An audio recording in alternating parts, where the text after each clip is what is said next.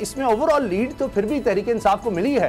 बाबर साहब इसे चाहे लाख इख्तलाफ करें मगर तहरीक इंसाफ ओवरऑल पाकिस्तान में लीड में नजर आ रही है। आप ये कह सकते हैं चले पंजाब में बड़ी मार पड़ी मगर बहरहाल ओवरऑल तो तहरीक इंसाफ आ गए। पाकिस्तान का 70% पंजाब है, ये बात जहन में रखें। और दूसरी बात कि एक वो पंजाबी का बड़ा मशहूर एक लतीफ़ा है कि कोच जो है उसको आके टीम का जो कप्तान था वो बताता है, उसने पूछा कि 4 मैच हुए हैं क्या क्या बना, वो पंजाबी में उसको कहता है कि 2 हम हार गए 2 वो जीत गए। अच्छा, 2 असी हार गए थे 2 वो जीत गए।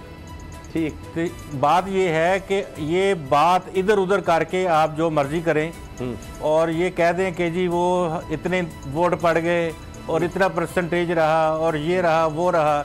मैं आपको सूरत हाल बता देता हूँ, बहुत सारे मेंबरान कोई 55-56 के करीब जो 53 के करीब आज़ाद जीते हैं, उस सब के सब आज़ाद जो हैं वो पाकिस्तान मुस्लिम लीग नवाज के हैं।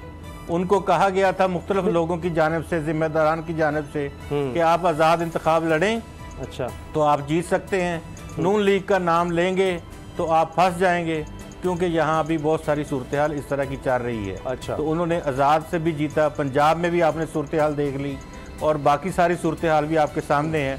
तो ये कोई ऐसी कुछ तसल्ली बख्श सूरत हाल नहीं है। तहरीक इंसाफ का तो दावा है कि उनके लोग भी आज़ाद जीते हैं, जिनको टिकट नहीं मिली वो आज़ाद लड़े और वो आज़ाद भी जीते हैं। पिछले जनरल इलेक्शन में भी ये हुआ था। तो ये कोई बड़ी खुशाइंद बात है कि आपने, इसका मतलब ये है कि आपके जो टिकट बांटने वाले थे उन्होंने मुल्तान पीटीआई का गढ़ अवाम में नहीं थी। गढ़ सर पूरे गढ़ है, वहां पर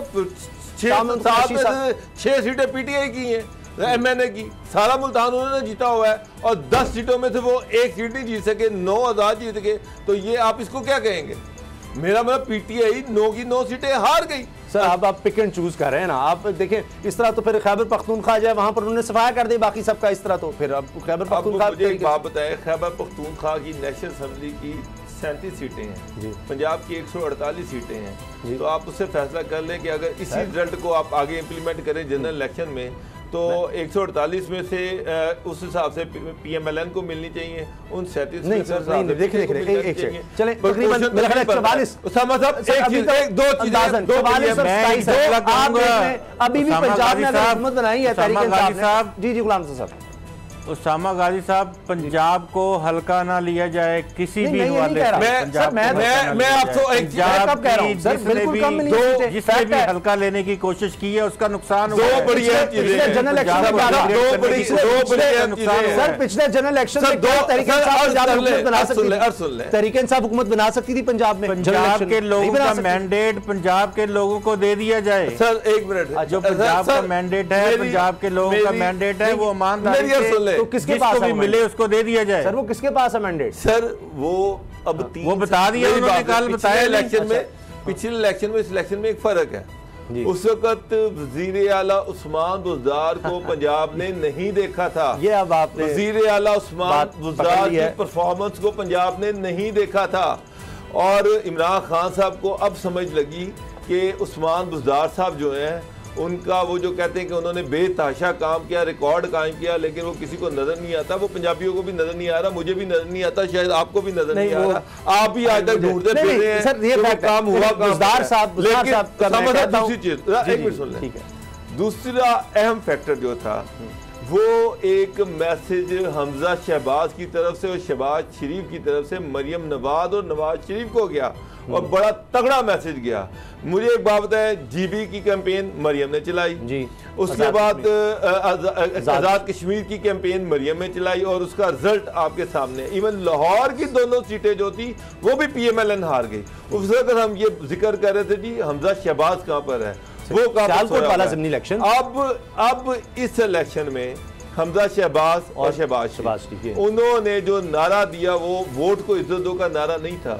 वो कोई एस्टेब्लिशमेंट को गालियां नहीं दी, कोई अदारों को गालियां नहीं दी, उन्होंने खिदमत को इज्जत दो, काम को इज्जत दो, मेहनत को इज्जत दो, ये 3 नारे थे।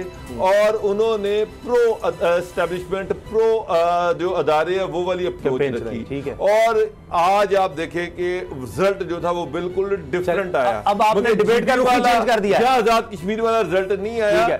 इसका मतलब ये है कि शहबाज शरीफ और हमजा शहबाज की जो नैरेटिव है वो नून लीग को उन्होंने बता दिया कि जनाब अगर आप हमारे कहने के साथ चलेंगे तो फिर आपको यहाँ से वोट भी मिल सकता है, सीटें भी मिल सकती हैं। अगर आप मरियम नवाज, ये बात आपकी मैं 100% एग्री करता हूं, तो फिर कुछ नहीं मिलेगा। मगर अब सवाल ये है कि क्या ये नवाज शरीफ और मरियम मानेंगे कि जी देखें शहबाज और हमजा ने ये जिस तरह से नारे लगाए वो उस पर लोग जो हैं वो आ रहे हैं, वोट दे रहे हैं। क्या गुलाम रज़ा साहब मरियम और नवाज शरीफ इस चीज को समझेंगे? 80% पार्टी जा चुकी शहबाज शरीफ के साथ। वो इस बात को समझ रहे हैं, क्या पता ये नवाज शरीफ साहब की कंसेंट से ही सारा कुछ हो रहा है। ये क्या कह सकते हैं आपके मरियम की कंसेंट नहीं होगी सर। नवाज शरीफ का तो मुझे पता नहीं, मरियम की नहीं होगी, मरियम की कंसेंट नहीं है। वो बेचारी का तो ट्विटर भी खामोश पड़ा हुआ है। नवाज शरीफ से बाहर नहीं है सर। मरियम का तो ट्विटर भी खामोश पड़ा हुआ है। वो तो कुछ बोली नहीं है। मेरा मतलब कि अगर क्योंकि उसकी कैंपेन शहबाज शरीफ ने चलाई या हमजा ने चलाई, अब मरियम साहिबा तो ट्विटर में भी नहीं बोली, हालांकि इतनी बड़ी कामयाबी पंजाब में मिल गई। ये बताएं, ट्विटर भी उनका खामोश पड़ा हुआ है। आप दोनों जो हैं, आपका ख्याल है कि जी ये तहरीक इंसाफ के लिए एक वेकअप कॉल है, मैं ये मान लेता हूं, लेकिन आप ये कहेंगे जी वो बिल्कुल तबाह हो गई, कुछ भी नहीं बचा। तो सर ये फिर गिलगित बल्तिस्तान, आजाद कश्मीर, अभी सियालकोट ज़िमनी इलेक्शन, उसमें चंद हफ्तों में ऐसा क्या हो गया कि जी आप कहेंगे जी बिल्कुल ही बर्बादी होगी गुलाम रज़ा साहब? जबकि मैं बता रहा हूं आपको, आपके पास भी है नहीं बर्बादी की बात। जी कराची में देखें थोड़ा वक्त बाकी है, अभी पूरी बर्बादी नहीं हुई। अभी बल्दियाती इंतखाब आने दें तो फिर बाकी भी सर दूसरी बड़ी जमात पंजाब में भी है तरह नहीं। अब कहीं भी अगर तहरीक इंसाफ नंबर 1 नहीं तो नंबर 2 है जी। नंबर 2 जो होता है ना वो उसके पास कुछ नहीं होता इस वक्त। अगर वोटों के एतबार से देखें तो पाकिस्तान मुस्लिम लीग नवाज जो है वो पंजाब में नंबर 2 वोटों के हवाले से नंबर 2 थी पीटीआई के नीचे। लेकिन आप देखिए उनके पास तो ना पंजाब में हुकूमत है ना उनके पास फेडरेशन में है, नंबर 1 नहीं चलता है। तो आने वाला जो दिन है वो आपको, अगर इंतखाबात बल्दियाती होते हैं तो बल्दियाती इंतखाबात में आपको नज़र आ जाएगा। जो आप कहते हैं ना कि पूरा सफाया नहीं हुआ, तो वो बल्दियाती पूरे, अभी तो इंतखाब भी चंद जगहों पे हुए। क्या हुआ क्या है? चलें आप बता दें, आप दोनों बता दें। बाबर साहब पहले आप बता दें क्या हुआ है। क्या चलें मैं मान लेता हूँ कि ये तो मैं मान नहीं सकता, फैक्ट्स हैं, 62 सीजन उनकी हैं, 52 अब तक तो लीड उनकी है, लेकिन चले लीड कम हुई है, आपकी नज़र में क्या रीज़न है, क्या किया जा सकता है बल्दियाती इलेक्शन में, वरना बहुत बुरा हाल होगा तरीके साहब। उसामा साहब ये इमरान खान साहब को भी एक मैसेज है कि ये जो बार बार उनको कह रहे थे कि जनाब उस्मान बुज़दार जो है इसको चेंज कर दो, तो एक उनकी तरफ से भी एक मैसेज है कि उस्मान बुज़दार के होते हुए इमरान खान को कामयाबी नहीं मिल सकती। ये फेलियर जो है उस्मान बुज़दार। अच्छा सर एक मिनट दीजिए। और दूसरी चीज़ जो है कि जो नून लीग के बयानिए की तब्दीली है वो एक्सेप्टेबल है कुछ हल्कों में, तो ये एक बहुत बड़ा डिफरेंस है। ये इमरान खान के लिए बड़ा लम्बा फिक्री है। और मैं आपको एक और चीज बता दूं, आज जो रिपोर्ट मिली है ना, उस रिपोर्ट में इमरान खान साहब को उस्मान बुज़दार साहब ने ये कहा कि जनाब वो जो जाली वोट नून लीग रजिस्टर किए हुए हैं उसकी वजह से ये जीते। सर 10 सेकंड ब्रेक में गुलाम रज़ा साहब क्या हुआ है? उस्मान बुज़दार से फैक्टर है, इमरान खान ने बड़ी कोशिश की जी, बड़ी आला कारकर्दगी लोगों को नजर नहीं आई। एक फैक्टर जो है वो उस्मान बुज़दार साहब का भी है, उनकी काबिलियत और सलाहियतों का है, जो पूरे पंजाब में हर सूबे, हर गली, हर जो ज़िला है, हर यूनियन काउंसिल है उसमें नज़र आ रही हैं। और दूसरा एक झूठ के बयानिए का है, जो मीनार पाकिस्तान झूठ का पाकिस्तान तहरीक इंसाफ के फवाद चौधरी जैसे लोगों ने खड़ा किया हुआ था, लोगों को उसकी समझ आ गई है और आने वाले दिनों में मज़ीद समझ आ जाएगी।